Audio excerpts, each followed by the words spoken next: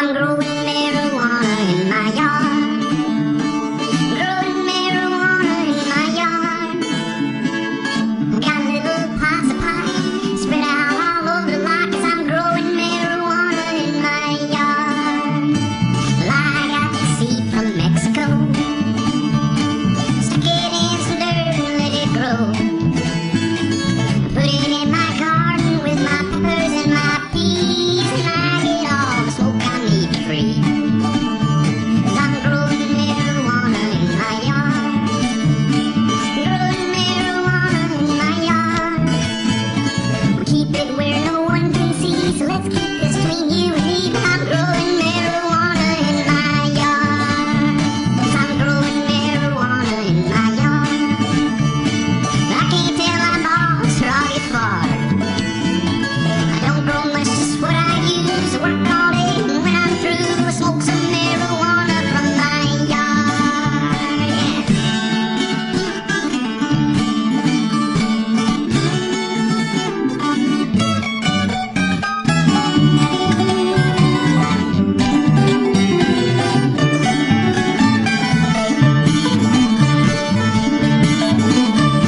Now the policeman wants to talk to me. He says, how you gonna smoke up all that weed? He says, money's what you're in it for. Don't you know we're in a war? Come go haul your ass downtown with me. I said, hey man, what is it to you? How do I infringe on what you do? Well, I beg your pardon if you're offended by my garden, but I just can't grow Prozac in my yard. So I grow my own medicine in my yard. I give some to my neighbor for his heart. Share it with my grandma and keeps it from her son, 'cause we all know that stuff's against the law. Well, now there's nothing growing in my yard, 'cause cops have called my land and both my cars. Now I have to buy my pot from a teenager in the parking lot who's growing marijuana in his yard. Oh, anyone can grow it in their yard. Hey, I can show you how, it ain't hard. Never mind the president, let's overgrow the government and all grow marijuana in our yard. Let's grow some marijuana in our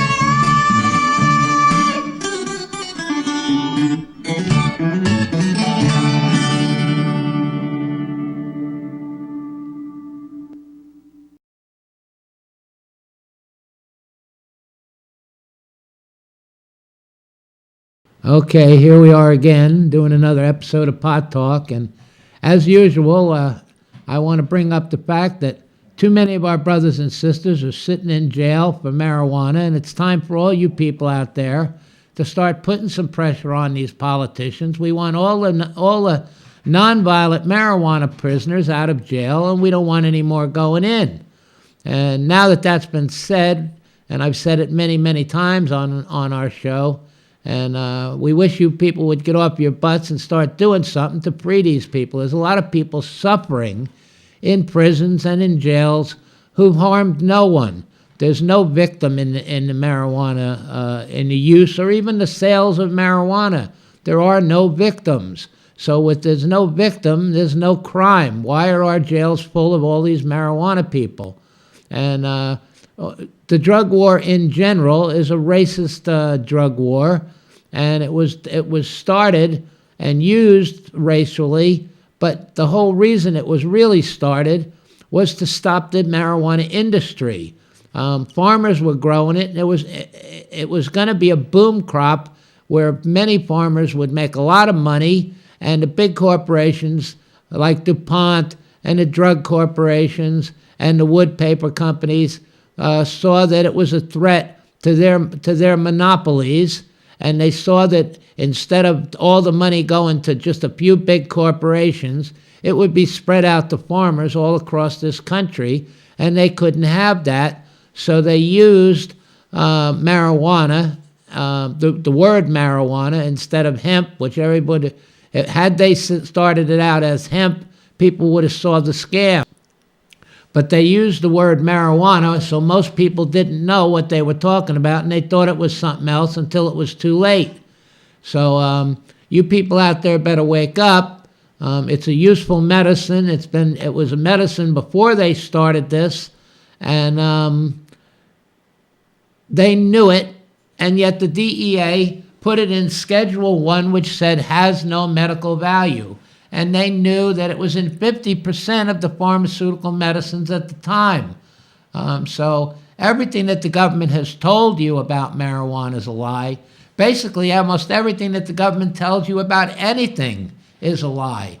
If you believe that marijuana is really harmful, then you really believe that some airplanes crashed into the World Trade Center and the heat from that melted that steel and made that building collapse. Well, you people will believe anything that they tell you, and that's the big problem with America right now. Those cops to call my lane and both my car. Now I have to buy my pot from a teenager in the parking lot who's growing marijuana in his yard. Oh, anyone can grow it in their yard. Say I can show you how, it ain't hard. Never mind the president, let's overgrow the government and all grow marijuana in our yard. Let's grow some marijuana in our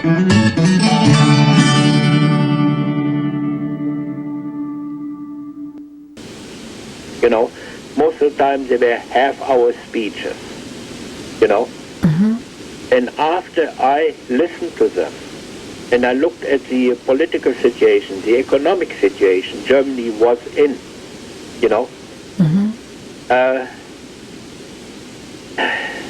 I come to the conclusion, and from what I knew from my parents, you know, who incidentally weren't members of the party, and what I knew from relatives who went through the time, there is completely, National Socialism has been completely slandered. And all those, it might be worthwhile to look up a Sefton-Delmer. Look up Sefton-Delmer. Can you spell it? I think it's S-E-F-T-O-N, Delmer, D-E-L-M-E-R, E-R or A-R. Right. You're now getting into very big paradigm differences. It seems when you're talking about an international conspiracy, the only way this conspiracy can be successful is to spin different stories in different groups. Now, it used to be different parts of the world, but now through the internet and what I call IP address discrimination, you create different chat groups and different rooms where one views the other as the problem. Now, Eustace Mullins gave me the most enlightening understanding of how the Crown, you mentioned the Crown Corporation, how the bankers got such power. In the early 1800s, this would be the equivalent of federally funded grants at the university level. They came up with 5 isms: socialism, communism, Nazism, fascism, and I can't remember the 5th one. But all of these different isms were distracting away from what the real problem was, and that is that people were being sort of seduced into taking on corporate identities. When Mussolini was called a fascist, he said, "I don't know why people call me a fascist, I'm a corporatist." And like you say, when you have to apply for a freedom of information form, just that application itself is saying, I recognize that you have this information that I would like to get. And so you've given them permission to have the information and then to release it to you, and then when you get it, you have all of this blacked out parts, instead of the real source of the problem, which is whatever the ism is, whatever the type of government is. Unless somebody has been harmed by you, why are they going into your private affairs? Why are they tracking you? Why are they targeting you? How come these certain entities know how much you inherited over in Germany and how much you're going to liquidate in order to buy land here, and then as soon as they see that you've exhausted your account, they put you on a different track? Why is that? Instead of seeing you as a valuable equity enhancer to the community, you put so much energy into building up 600 acres. That's not easy to do. That's an absolute heartbreak. That's unconscionable to seduce people, to get involved in these contracts where you don't have it revealed until you've built up an asset that, oh, by the way, this doesn't really belong to you. Those basic things have to be rebutted.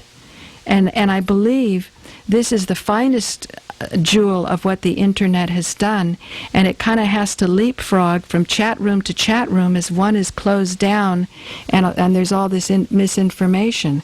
I think my eyes were opened up by a lady named Ingrid Rimland, and she eventually became the wife of Ernst Zundel, who won a court case in Canada.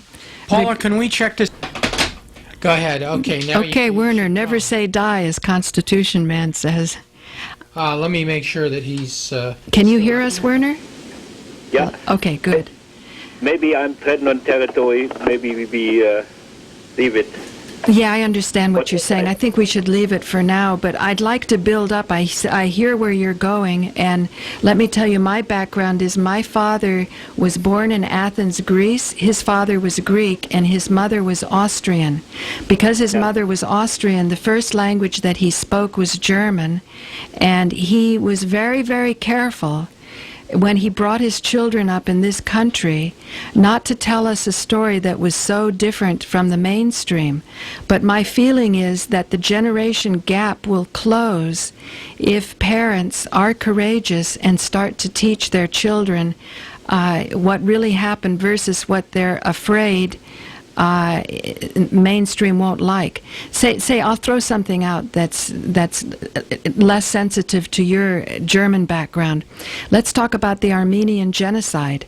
In Thessalonica, in Greece, that's an area of a lot of Jewish population. Now, the Armenians were the bureaucrats for the Ottoman Empire.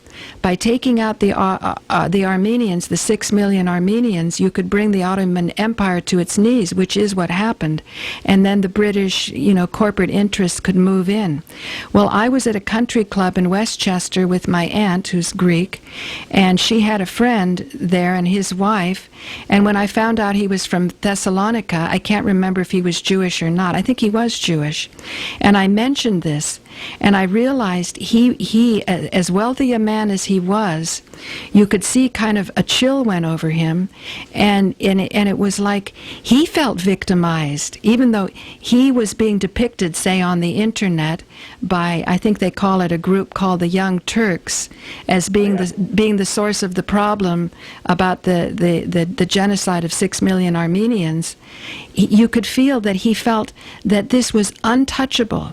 And so here you are, a simple farmer, and you're starting to put the data together where you would have the courage to go into a church, to turn around and look at the congregation, and then walk out.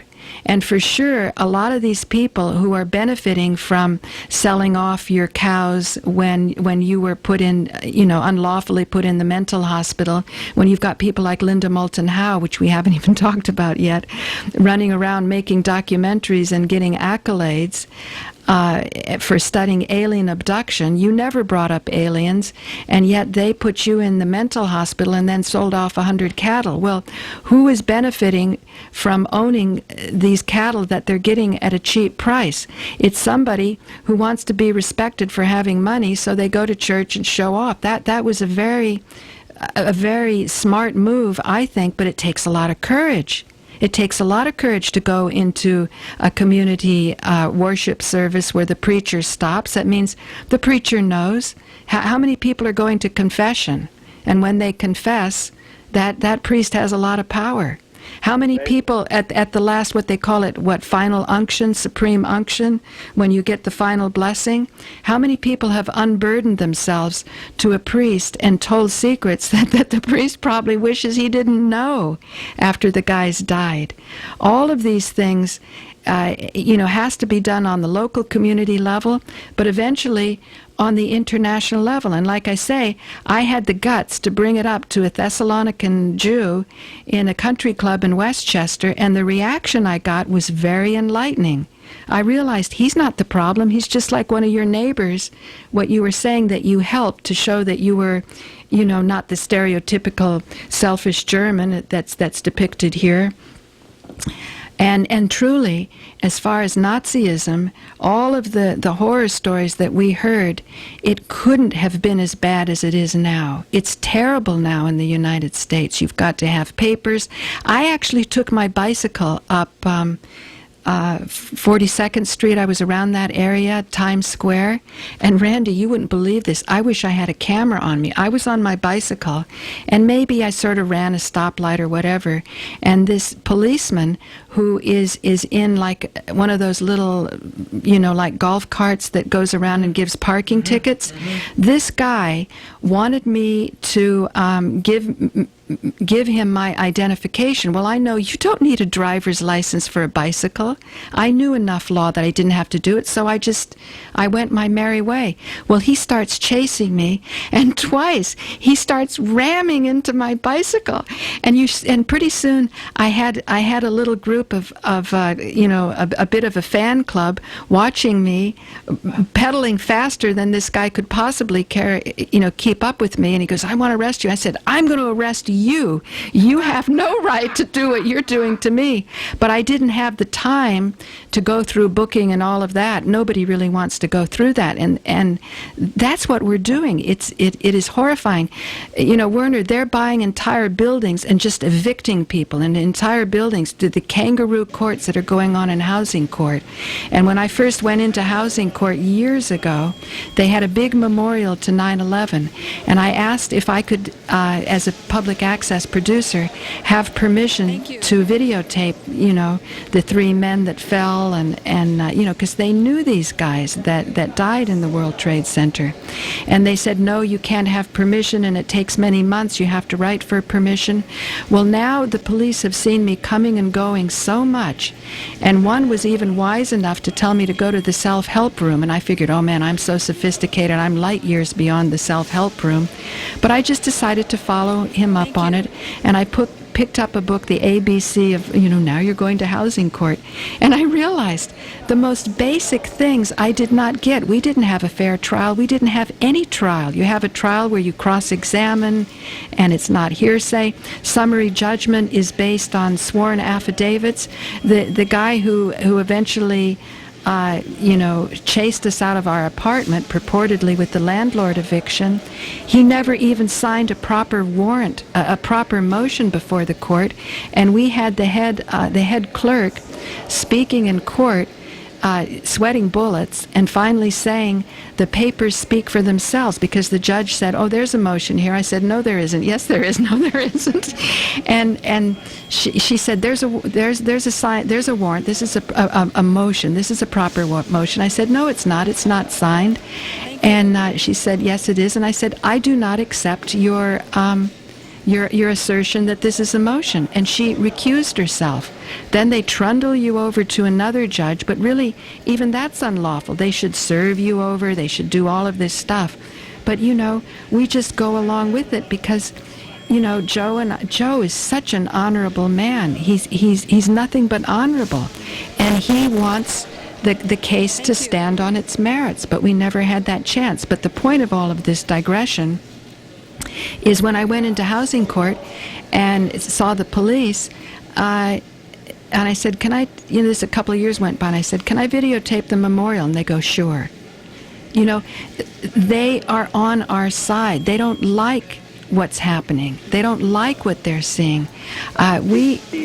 Paula, I did that over the years too. When I was at demonstration and so, I spoke to police officers, because I didn't want to create a rift and I wanted to foster understanding,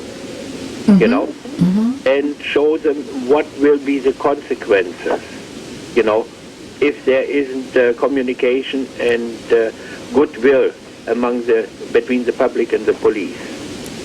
Right. Then basically society disintegrates and ends up into chaos. Right. And this is what happens especially on your side of the border and in the big cities, in some of the big cities, And what is left behind? A wasteland. Right. And so when you reached out on a natural person to natural person level versus corporate policy, they responded, didn't they? Yes. Every so often you encountered what you call a horse's rear end, but as a whole, Right. Well, I don't know. I feel when we go in there, we've got people rooting for us. So that's a good thing. That's what in the end counts. One person at a time. Right. It is a tedious way, but I prefer it, the other way, where people resort to violence, Right.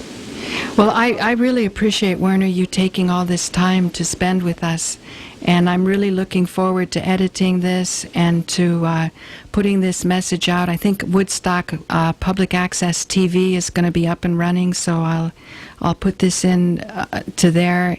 This will be played on Joe's show in Manhattan Neighborhood Network on Saturday night, which will go out to the widest audience, 650,000 households. They took down my show. I feel, again, that was unlawful, no hearing.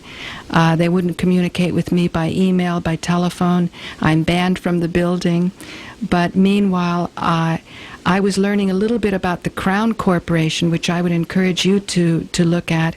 I did not pick up a certified letter because I knew that signature would consent to that jurisdiction. Randy, can you tell us your experience of certified letters? I just do not usually sign for them. I have other ways of finding out what's going on, and then I make a judgment as to whether it's harassment or not, and usually it is. Of People course. don't send you a certified letter unless they're trying to harass you. Yeah. So there may be little nasty, dastardly tricks like that have caused you so much grief that make them feel that they're safe, but you have to step out of the corporate identity and then pierce the corporate veil, which is what I believe you did when you went into that church. And so my hat's off to you as always, Werner. Well, Paula, it is not just only that way. Over the years, I had personal contact with high-ranking politicians here in the province and federally. And when it came to the judges and justice officials, and so I sent them registered letters with the evidence. And basically, I nailed them down too. They have a public, not just only public duty, they are bound by law. When they are lawyers, when they are police officers, they are officers of the court. And when an officer of the court is being given evidence of crimes that have been committed and they don't take the necessary steps to have it properly investigated, they become criminally just as liable as the ones who committed the crime. Right. That way I got two former provincial premiers over the barrel. One is Frank McKenna, who after he quit as Premier of New Brunswick, he became Canadian ambassador to the United States, and Bernard Lord. So you sat with these men in their offices? I sat with in their offices, and I gave them the evidence. And what did they do? Nothing. And when you were with them in the office, how did they behave towards you? Well, they make all kinds of promises, But Right. you know the way it is with promises from politicians Right. and from some of the bureaucrats and so on, you know. I hope you spend some time listening to Marie Tucker's material because I want to do that. there's one thing to take note of when she talks about Cuomo, who's the governor here. She said that she went to the Moreland Commission that was supposed to bring together all these people who've suffered such egregious abuses, losing entire buildings and so on. So even landlords are attacked. Anybody with assets are being attacked now. But she. My friend Marian Hannon, she passed away 4.5 years ago. She came from Long Island, and I have a picture. Marian, she was involved in demonstrations, you know, and one of the main concern was where the court system removed children from the caring parent and gave them to the abuser, Right. you know. And she presented Governor Cuomo with she stated the case to him, and I got the pictures, you know. And she used to make collages about the demonstrations. Right, right. Well, Marie caught Cuomo off guard. I don't know, she caught him in the hall or something, and she said that for a moment she saw his heart. Marie Tucker is a very advanced spiritual being. I mean, she sat with me once and said from day one she never believed that Eve was created from a rib of Adam. Everybody knows that it's from the womb. She goes, what kind of nonsense is this? And I realized, you know, looking at it so simply, the deep spiritual truths can come out. And she said she saw his heart, and that she saw for a moment that he wanted to do the right thing. And so I believe people like us, instead of looking on these guys for all of their weaknesses, can we not see ourselves as a force to bring out the soul?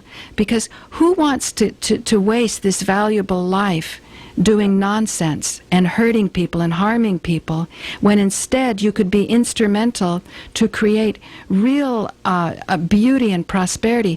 Who in their right mind could possibly be proud of a factory farm where you see a pond of red pig feces that spreads far and wide and carries stench so that all of the people living around, you know, can't even smell the air, let alone working in the place? It must be a nightmare where the pigs can't turn over for months at a time. Who could possibly be proud of that? You know, so again, like I say, I'll try to find the exact links because Marie really impressed me and moved me, and I felt as we were talking